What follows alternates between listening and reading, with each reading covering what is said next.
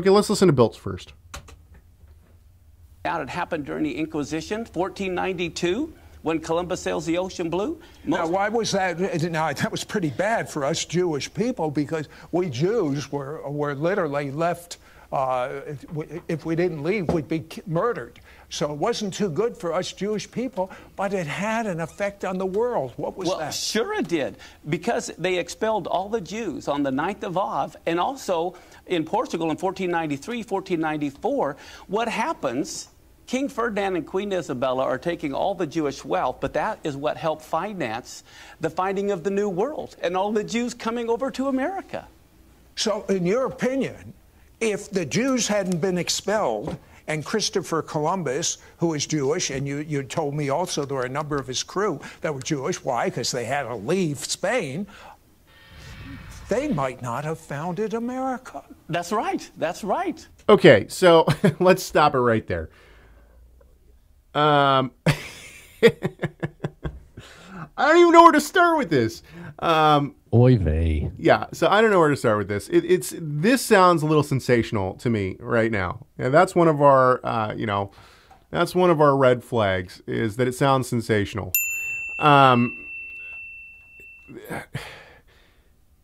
First of all, the Spanish Inquisition, so many thousands and thousands and thousands of people died. Now, Biltz is suggesting that because there were Jews on the ships that came to America, that made up for the thousands of lives that died? Like a handful of Jews that came over on the ships, all of a sudden, that's gonna make the difference. That makes it all worth it? I don't understand what the point is. But then again, once again, here comes Hagee. Hagee comes in to save the day. And let's listen to what Hagee has to say. Now, listen to the end of this clip, Rob. This is interesting. Maybe I'm mishearing this quote. This is about an hour, a minute and 20 seconds. So, but stay tuned for the end of this clip. As you've said, we've only had blood moons, about 4 blood moons, about 3 times over the past, I think, 520 years or so. And each time it seems that they coincide with events that have great significance for Israel and the Jewish people. Let's start with the blood moons of 1493 and 1494, that period. Yes. Why were they so significant? Why was that a significant period in Jewish history when these 4 blood moons occurred? Okay. In that period of time, the Jewish people were expelled from the country of Spain. King Ferdinand and Queen Isabella, with the condolence of the Catholic Church, terminated the right of the Jewish people to live in Spain. They wrote this edict of expulsion and gave them 14 days. Okay, hang on just a sec before we go on. So he's talking about Spain. He's only talking about Spain here, right? So he's not talking about Jews all over the world. He's talking about Spain. To leave everything and get out of the country. They could only carry what they left. So the Jewish people were expelled. That was also the point in time where Jewish business leaders went to Christopher Columbus and gave him maps and money. And he left in the same year. And the next year, 1492, they discovered America, which became the homeland of the Jewish people. Did you catch that? That America? That's what he says. Hang on, let's listen to it again. Okay, everybody, here you go. Here that quote is again. Discovered America, which became the homeland of the Jewish people. So, well, here's the other thing. Besides this, there are many Jews elsewhere in the world. Not all the Jews were in. See, this is one of the Jews from Spain. It makes it seem like all the Jews were in Spain. Yeah, exactly. No, I totally agree with you. I totally agree with you. It doesn't. This is not to lessen, just to the impact of, then the Spanish Inquisition was a horrible thing, situation. Yeah. But nevertheless, we can't overstate it either. And it just seems like everything's getting overstated. Like Columbus had to discover America because he was Jewish and many of his people were Jewish, and they had to leave. So they took a bunch of money from other Jews that funded their trip to America, and they founded America. That was it's crazy. Hey, to me, this just shows that Hagee, I don't know what Hagee's theology is, but I have to assume now that from this last quote, he's a replacement theologian. Okay, he believes that the church replaced Israel. But what it sounds like from this last quote from Hagee, to me, what it sounds like, and maybe I'm wrong on this, but what it sounds like to me is that Hagee is saying that America has replaced Israel as the homeland. Yeah, it sounded that way. Let's listen to Except he's pro state of Israel. He's so pro-Israel, and that's the weird part, is that Hagee's super pro-Israel. So I don't understand this quote. What's he saying? How did America become the homeland of the Jews? That doesn't make any sense to me at all. And theologically, I don't think it holds any weight.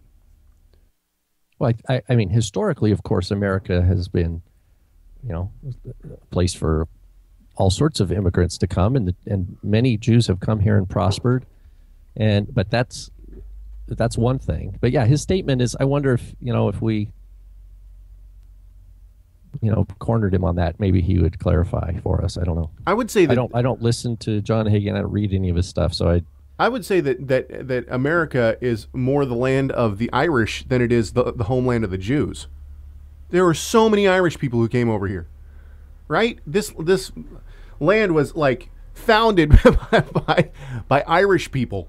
I mean, not completely, obviously, I'm being facetious, but okay. So let's keep going. Hagee makes now in this next soundbite that I have, Hagee lets us know that God aligns everything, the stars, the moon, everything, and he makes it sound like God is very exact. Okay, which I agree with. God is very exact, right? Let's see here. What clip am I looking for? 98. Okay, listen to this. The sun and the moon and the earth are controlled by God Almighty. He is the one that's getting them in a direct alignment on a certain day at a certain time, but each time it's a Passover or Sukkot. Passover and Sukkot, and he does it 2 years in a row. And every time this has happened in the past, it has been a historical something that happened that changed the destiny of the world involving the Jewish people. So Marty tells us that Hagee is now super pro-Israel, but he used to be a huge proponent of replacement theology. Okay, good to know. So in this last clip, basically what Hagee sounds to me like he's saying is that God is very exact. He's got the stars, the moon, the sun, the earth. He's got it all working together, and that he's lining everything up with the festivals and everything. Okay, I certainly agree that the Almighty is just that, Almighty. Yes, he is doing all those things. There is no doubt in my mind. Okay? He's very exact. Listen to this clip. This I love. And this is what makes me... these guys just peddle this stuff as if it's, and this goes back to what you said earlier. The Spanish Inquisition was this huge span of time.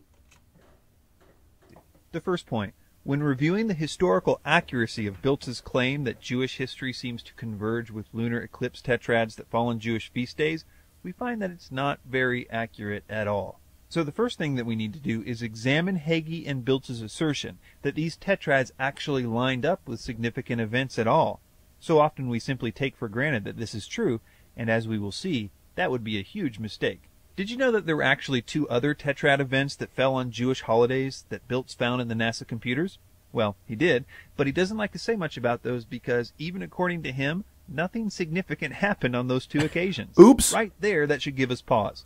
Okay, so how do we know that this upcoming tetrad in 2014-2015 won't be another dud like the other 2 that they don't like to mention?